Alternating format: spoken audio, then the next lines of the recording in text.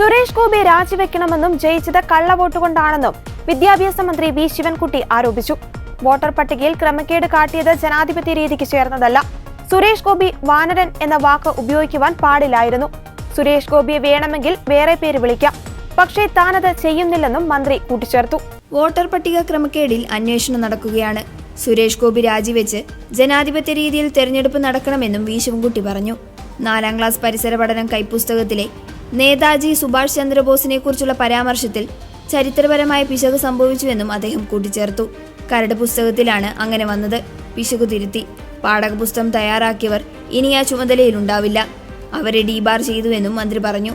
CPIM-ലെ കത്ത് ചോർച്ച വിവാദത്തിൽ പാർട്ടി ക്ലാരിറ്റി വരുത്തുമെന്നും തെരഞ്ഞെടുപ്പ് മുന്നിൽ കണ്ടുള്ള പ്രചാരണമാണിതെന്നും അദ്ദേഹം പറഞ്ഞു. ലാവ്ലിൻ പറഞ്ഞ് പിണറായി എത്ര കാലം വേട്ടയാടി, കോടിയേരിയെ അപമാനിച്ചു, ഒരിടത്തും തെളിയിക്കപ്പെട്ടിട്ടില്ല. വിഷയത്തെക്കുറിച്ച് പാർട്ടി സെക്രട്ടറി ആധികാരികമായി പറയും. പിണറായിക്കെതിരെ ആക്ഷേപം കൊണ്ടുവന്നത് പിണറായിയെ ക്ഷീണിപ്പിച്ച് പാർട്ടിയെ തകർക്കാനാണ്. MV ഗോവിന്ദനെ ക്ഷീണിപ്പിച്ച് പാർട്ടിയെ തകർക്കാനാണ് ഇപ്പോഴത്തെ ശ്രമം. പല കത്തുണ്ട്, നല്ല കത്തുണ്ട്, കള്ളക്കത്തുണ്ട്. പാർട്ടിക്ക് അങ്ങനെ പല കത്തും കിട്ടും. പല കമ്മിറ്റിക്കും കത്ത് കിട്ടാറുണ്ട്. എല്ലാ രാഷ്ട്രീയ പാർട്ടികൾക്കും കത്ത് കിട്ടുമെന്നും അദ്ദേഹം കൂട്ടിച്ചേർത്തു. കേന്ദ്രമന്ത്രി സുരേഷ് ഗോപി വോട്ടർ പട്ടികയിലെ ക്രമക്കേടുകൾക്കെതിരെ ശബ്ദമുയർത്തിയവരെ സംബന്ധിച്ച് വല്ലാത്ത നിലയിൽ ആക്ഷേപിക്കുകയാണ് ചെയ്തത്. വാനരന്മാർ എന്ന് വരെ വിളിച്ചു. ജനാധിപത്യ പ്രക്രിയയിൽ അത് ഒട്ടും യോജിച്ച കാര്യമില്ല. ഒന്ന്, അദ്ദേഹത്തിന് പൊതുപ്രവർത്തനം നടത്തിയുള്ള പരിചയക്കുറവിൻ്റെ പ്രശ്നമാണ് ഈ കാണുന്ന പ്രശ്നങ്ങൾ മുഴുവൻ. പത്രക്കാർ വന്ന് ഫ്രണ്ട് നിന്നാൽ നിങ്ങൾ ആരോടാണ് സംസാരിക്കുന്നത് അറിയാമോ, മാറി നിൽക്ക്, ഇത് എൻ്റെ വഴിയാണ്. ഇങ്ങനെയൊക്കെയുള്ള ഒരു ധിക്കാരത്തോടു കൂടിയും അതുപോലെ തന്നെ ഒരു സ്വയം അഹങ്കരിച്ചുമുള്ള പ്രതികരണങ്ങൾ കേരളം പോലുള്ള ഒരു സംസ്ഥാനത്തെ ജനാധിപത്യ പ്രക്രിയയ്ക്ക് ഒട്ടും യോജിച്ചതില്ല.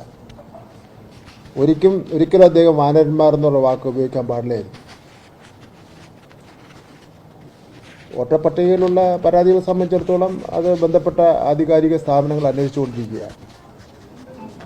മാധ്യമങ്ങളും അതുപോലെ തന്നെ ജനനേതാക്കന്മാരും ഉയർത്തിയ ആക്ഷേപങ്ങളെ സംബന്ധിച്ചിടത്തോളം സുരേഷ് ഗോപി ഇതുവരെ മറുപടി പറഞ്ഞിട്ടില്ല.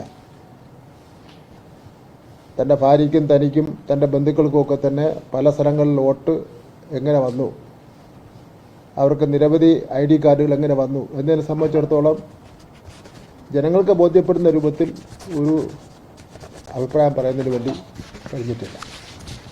യഥാർത്ഥത്തിൽ എല്ലാവരും പരക്കയപ്പ് അംഗീകരിക്കപ്പെട്ട ഒരു കാര്യമാണ് കള്ള വോട്ട് കൊണ്ടാണ് സുരേഷ് ഗോപി പാർലമെൻറ്റിലേക്ക് ജയിച്ചതെന്നുള്ള കാര്യം എല്ലാവരും പരക്കെ അംഗീകരിക്കപ്പെട്ടിട്ടുണ്ട്.